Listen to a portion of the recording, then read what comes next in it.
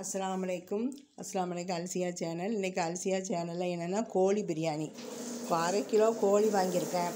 இந்த கப்பு இருக்குது பாருங்கள், இந்த கப்புக்கு 1/2 கப்பு தயிர், இந்த கப்பால் 400 கிராம் அரிசி, 2 கப்பு, 2 கப், 1 கப்புக்கு 1.5 கப்பு தண்ணி ஊற்றணும். இன்றைக்கி வந்து ஒரு 2 பேருக்கு சாப்பாடு, அதனால் 4 முட்டை அவிச்சாச்சு. இந்த வெங்காய சம்பல் வைக்க போகிறேன் இப்போ.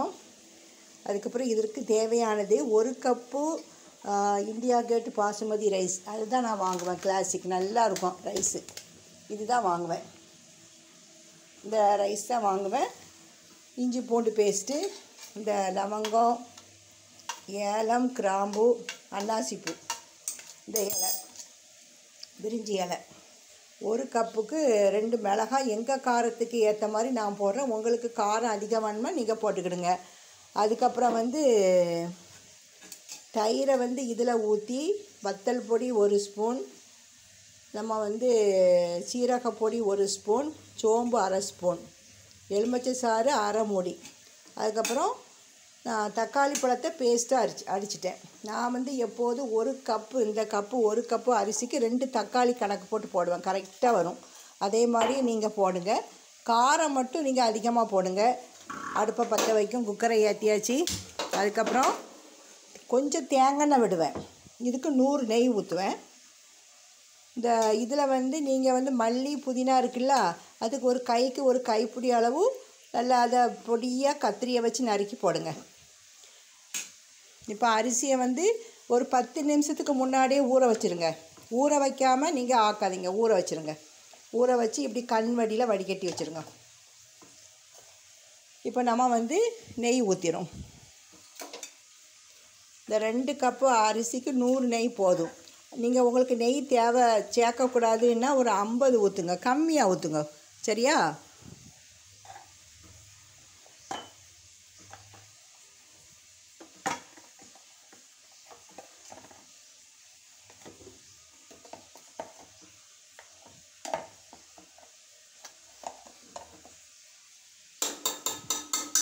இப்போ கொஞ்சம் தேங்காய், ஒரு 100 தேங்காய். இந்த 2 கப் அரிசிக்கு நான் சொல்கிறேன், எனக்கு எல்லாம் நான் அளவு பிரகாரம் தான் செய்வேன்.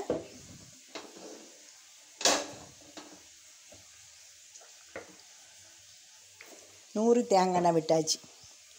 இப்போ நம்ம மட்டன் வந்து என்ன பண்ணுவேன்னா, மட்டனை முதல்ல வேக வச்சுட்டு அதுக்கப்புறம் அந்த தண்ணியை அளந்து தான் அரிசியை போட்டு 2வது வைக்குவேன்.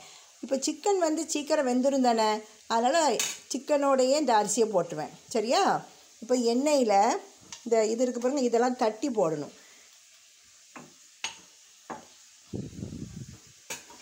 இப்போ இதை தட்டும் போது இந்த பிளேட் வந்து கோடு விழும்.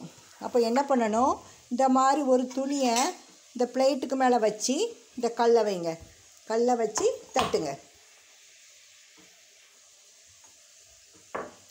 அப்போ வந்து இந்த கிச்சன் பிளேட் வந்து கோடு விழாது. இந்த அன்னாசி மொக்கு, கிராம்பு, அதுக்கப்புறம் வந்து ஏலக்காய், இதை வந்து நல்லா தட்டிக்கிடணும்.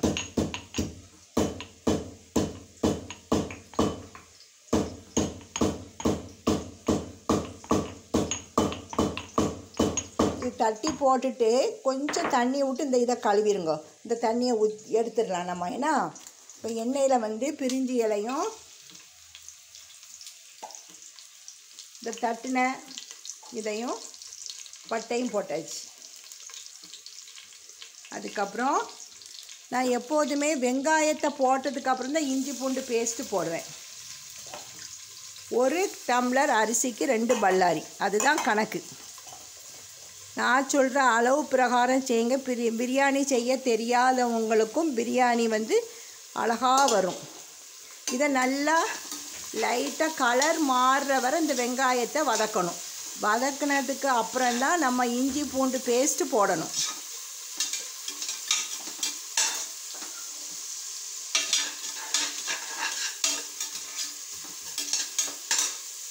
நான் வந்து இந்த அரிசி கழுவுன தண்ணி, சிக்கன் கழுவுன தண்ணி, முட்டை வேக வச்ச முட்டையை உரித்த தோடு எல்லாம் நான் போட்டேன், ரோஜா செடி மாடி தோட்டத்துக்கு கொண்டு போகிறதுக்கு. அதே மாதிரி புதினாக்கு எதிர்பார்த்த இந்த காம்பு இதுதான். இதை அப்படியே இப்போ மாடியில் கொண்டு நம்ம நடணும்.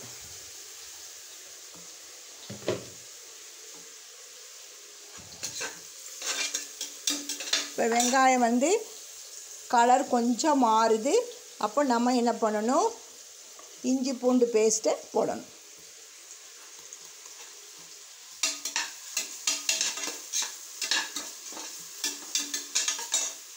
இந்த மிளகாய் இருக்குது பார்த்திங்களா, அந்த மிளகாயை இந்த சிக்கனோட போட்டுறணும்.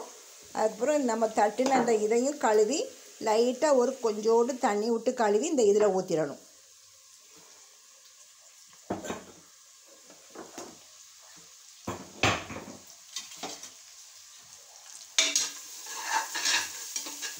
கறியை விட்டுறாதீங்க, கறியை விட்டு அந்த பிரியாணி டேஸ்ட்டே மாறிடும்.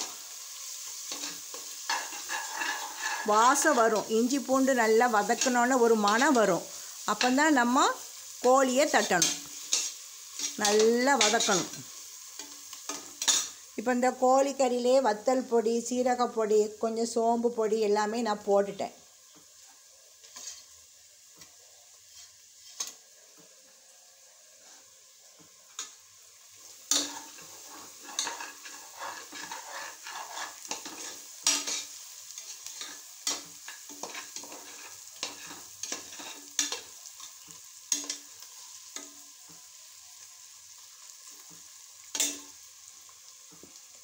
அடித்து வச்ச இந்த தக்காளி பேஸ்ட்டையும் இதில் போட்டுறணும். போட்டுட்டு கொஞ்சோண்டு தண்ணி எடுத்து இப்படி கழுவி இதில் ஊற்றிடணும். இது அளவு தண்ணி. 1 கப்பு அரிசிக்கு 1.5 கப் தண்ணி பிரகாரம் 2 கப்புக்கு 3 கப்பு தண்ணி வந்து அளந்து வச்சுருக்கேன். இதிலேயே நம்ம இதை மிக்ஸி ஜாரை கழுவிடும். நீங்கள் எந்த கலர் பொடியோ மஞ்சள் பொடியோ ஒன்றுமே போட வேண்டாம். கரம் மசாலா மட்டும் ஒரு 1/4 ஸ்பூன் போடுங்க.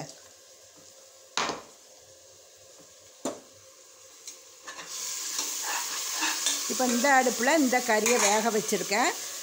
கோழியை வந்து சீரகப்பொடி, மஞ்சள் பொடி, பெப்பர் போட்டு இஞ்சி பூண்டு பேஸ்ட்டு போட்டு அதை வந்து அப்படியே வந்து எண்ணெயில் போட்டாச்சுன்னா கலர் மாறும். ஒரே ஒரு தக்காளியை அடித்து ஊற்றலாம். தக்காளி தேவையில்லாதவங்க நான் தயிரில் தான் வைப்பேன். தக்காளி ஒரு சிறியது அளவு போட்டாலே போதும். இந்த சிக்கன் ரெடி ஆகிட்டு.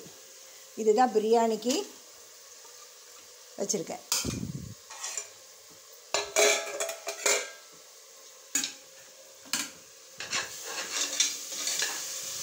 இப்போ வாசம் வந்துட்டு இப்போ நம்ம கோழியை தட்டிடணும். இஞ்சி பூண்டு எல்லாம் நல்லா வதங்கி மணம் வந்துட்டு இப்போ இதில் நம்ம தட்டிடணும்.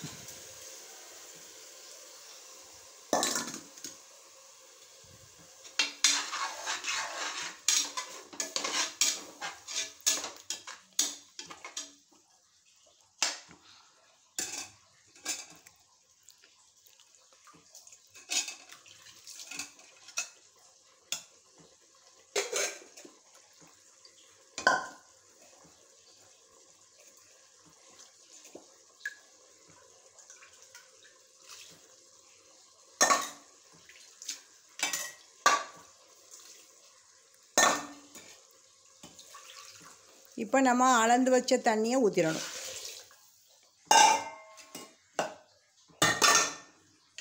லைட்டாக பொட்டு வரும்போது அரிசியை தட்டிடணும். இப்போ உப்பு காரம் எல்லாம் கரெக்டாக இருக்கான்னு இந்த தண்ணியை எடுத்து பார்க்கணும்.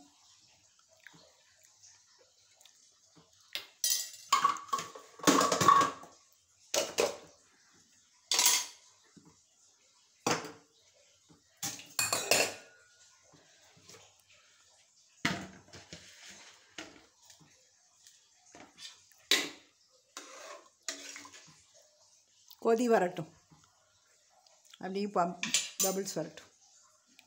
இப்போ நம்ம இந்த தயிர் பச்சடிக்கு பிசைஞ்சிடும்.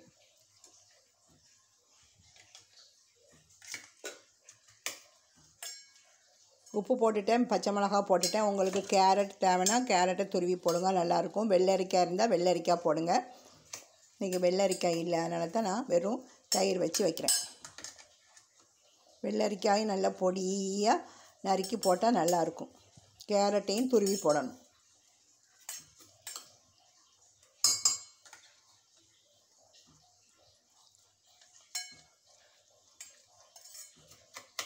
ரெடி ஆகிட்டு, முட்டையும் ரெடி ஆகிட்டு. இப்போ பிரியாணி மட்டும்தான் ரெடி ஆகணும்.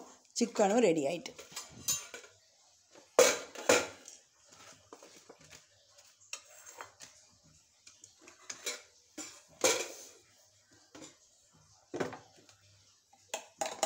நம்ம வந்து பிரியாணி பண்ணதுக்கப்புறம் லாஸ்ட்டில் நம்ம கிண்டினதுக்கப்புறம் மேலே லைட்டாக நெய் ஊற்றினாலும் அந்த நெய் இங்கே வைக்கும், லைட்டாக உருவிடும், இலகிரும். ஏன்னா சரி, கவுண்டர் டாப்பை ஒதுக்கணும், பாத்திரம் கழுவணும்.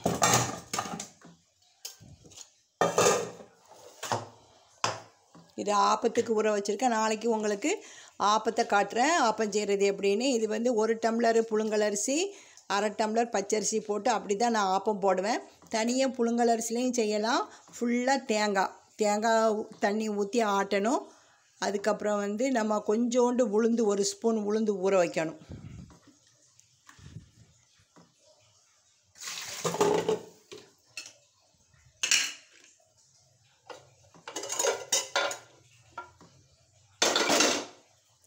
இந்த அரைமுடி எலுமிச்சப்பழம் தான் பிரியாணிக்கு ஊற்றினேன், பார்த்துக்கிடுங்க. இவ்வளோ தான் லெமன்.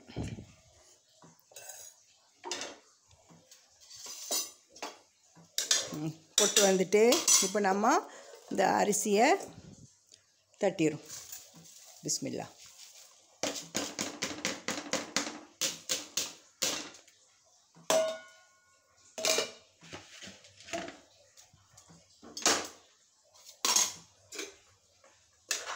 நல்லா கிளறிட்டு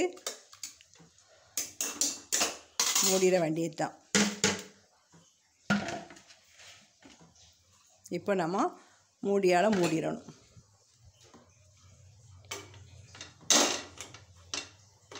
மூடிட்டு நல்ல ப்ரெஷர் வந்ததுக்கப்புறம் பட்டன் போட்டு நேராக அடுப்பை சிம்முக்கு கொண்டு வந்து கரெக்டாக 10 நிமிஷம்தான் பிரியாணி ரெடி ஆயிரும். ஏன்னா இப்போ வந்து இப்படி மூடியாச்சா, ப்ரெஷர் நல்லா வந்ததுக்கப்புறம் நம்ம பட்டனை போட்டுட்டு நேராக அடுப்பை சிம்முக்கு வச்சிடணும்.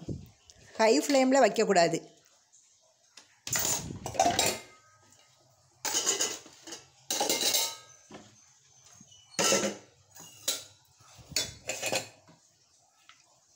இப்போ நம்ம கவுண்டர் டாப்பை க்ளீன் பண்ணிடணும். இப்போ வந்து நம்ம என்ன பண்ணணும்னா, முதல்ல இதை லைட்டாக தள்ளி விட்டுட்டு பேப்பரை வச்சு துடைச்சிடணும். இப்போ பேப்பரை வச்சு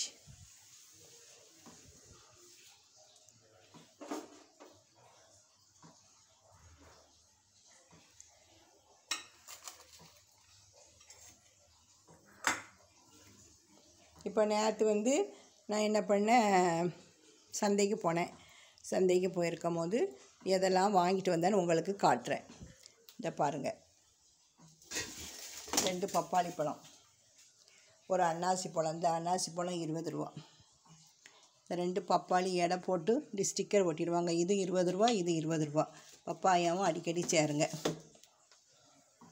அதுக்கப்புறம் நிறைய ஃப்ரூட்ஸ் வாங்கிட்டு வந்தேன். பாருங்கள், இது வந்து 1 கிலோ மாதுளை 140 ரூபா. இல்லை, ஆப்பிள் வந்து 140 ரூபா, மாதுளை வந்து 180 ரூபா. மாதுளை தினம் சாப்பிடுங்க. இந்த ஆப்பிள் வந்து 120 ரூபா. ஒவ்வொரு நாளும் ஒவ்வொரு ஃப்ரூட்ஸ் சாப்பிடுங்க, சரியா? இப்போ நம்ம குக்கருக்கு பட்டன் போட்டுரும். ப்ரெஷர் வந்துட்டான்னு பார்க்கும்.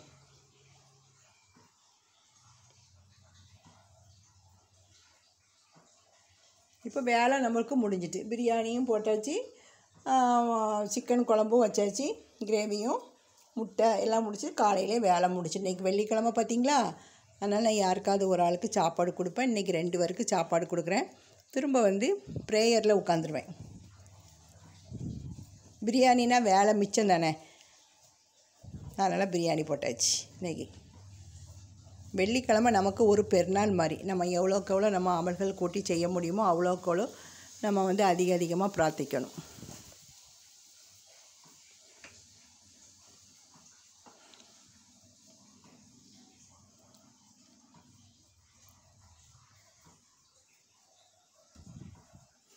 கேஸ் கெட்டு போயிடுச்சோ?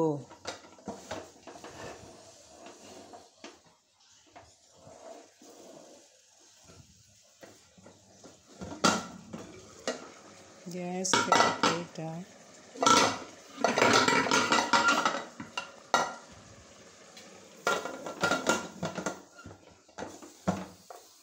இப்போ பட்டன் போட்டு அடுப்பை வந்து குறைச்சிட்டேன். முழுவதுமாக குறைச்சிடணும். குறைச்சிட்டு கரெக்டாக 10 நிமிஷம் பிரியாணி ரெடி. இப்போ நம்ம பிரியாணி ரெடி ஆகிட்டு நம்ம இதை ஓப்பன் பண்ணோம். பாருங்கள், இதை வந்து என்ன பண்ணணும், இப்படி மேலேருந்து கீழே, கீழேருந்து மேலே அப்படி நம்ம இப்படி கிண்டணும். அப்போ தான் தக்காளி, சிக்கன், மிளகாய் எல்லாம் எல்லா பக்கமும் படும். கிண்டிட்டு அதுக்கப்புறமாட்டி நம்ம மேலே கொஞ்சம் ஒரு ஸ்பூன் சிறிதளவு நெய்யை விட்டு அப்படியே தடவி வச்சிடணும். காயாமல் இருக்கும். இப்போ நம்ம வந்து பாருங்கள், இப்போ வந்து இது இருக்குல்ல, இதை பாருங்கள், இப்படி ஊற்றணும். இப்படி ஊற்றிட்டு ஒரு கிண்டு வலை அப்படி கிண்டுனா காயாது. சூப்பரான சிக்கன் பிரியாணி ரெடி. இப்போ நான் இதை எடுத்து வைக்கிறேன். பாருங்கள், சூப்பரான சுட சுட ஒரு சிக்கன் பிரியாணி ரெடி ஆயிடுச்சு. நம்ம வந்து இந்த ஏலக்காய் இதெல்லாம் இருக்குது பாருங்கள், நல்லா தட்டி போடணும். இல்லைன்னா நீங்கள் மிக்சியை காய வச்சு மிக்சி காஞ்சதுக்கப்புறம் அதில் பவுடர் பண்ணி போடுங்க. அப்போ தான் வாசம் அடிக்கும், நல்லா வாசமாக இருக்கும் ஏலக்காய் எல்லாம். பாருங்கள், இப்போ நான் தக்காளியெல்லாம் அடித்து ஊற்றுனனால அந்த தக்காளி துண்டு துண்டாக இருக்காது. எப்படி இருக்குது பாருங்கள். பாருங்கள், சூப்பரான பிரியாணி ரெடி ஆகிட்டு, இதுக்கு வேக வைத்த முட்டை, தயிர் பச்சடி, அதுக்கப்புறம் கோழி கிரேவி. நீங்கள் வந்து இதை வந்து செய்து பார்த்துட்டு கமெண்ட் பாக்ஸில் எப்படி இருக்குன்னு சொல்லுங்கள். முதல்ல வந்து இது பிடித்திருந்தால் லைக் பண்ணுங்கள், ஷேர் பண்ணுங்கள். இன்ஷா அல்லாஹ் நாளைக்கு ஒரு வீடியோட உங்களை பார்க்குறேன்.